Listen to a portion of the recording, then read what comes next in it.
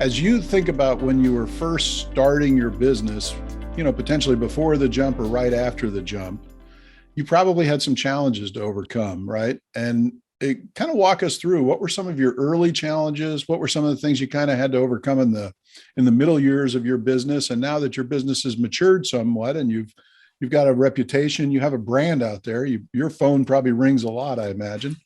Your challenges potentially are a little different. Give us a sense of where you started and what you face these days. Mm-hmm. So early on, it was, what do I charge? How much do I charge for this service that I've got? Realizing that it is a very unique, desirable service. So that makes it worth something. And it needs to be worth enough to make it worth my time to do it. In the mid years, it was really about targeting my marketing to really hone in on the clients that I wanted. When I got a taste for the larger pieces, the larger productions, I really liked going after those types of things. The smaller jobs, I realized that I was pricing myself out of.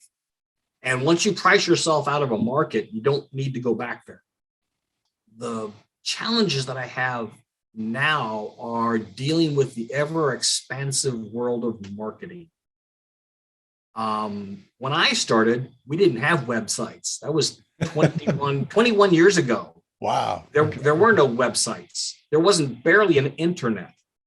In fact, the way that balloon people used to talk to each other 20 years ago was via text messages on the computer. We didn't have texting on our phones. We didn't have smartphones.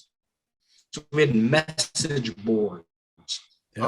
And for the younger people, forums and message boards. Go Google message boards and see how we had to, exactly, we had to speak.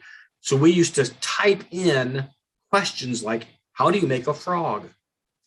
And then someone would type in the instructions on how to make a frog. And I equate it to give somebody who's never had shoes before a pair of shoes. Now type out the instructions on how to tie your shoes. Because it's something you do just automatically, but they've never seen a shoelace before. Now teach them how to tie their shoes by typing the instructions. And that's how we used to learn. So that was hard enough as it is. I think today it's even harder because you have so many avenues for marketing. You have so many phrases that you need to learn.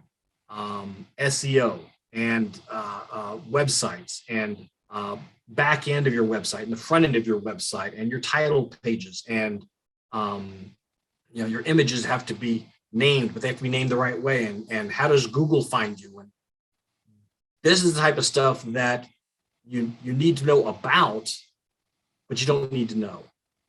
And alliances with people that can help you do those things, I think, is the most important thing for small businesses today.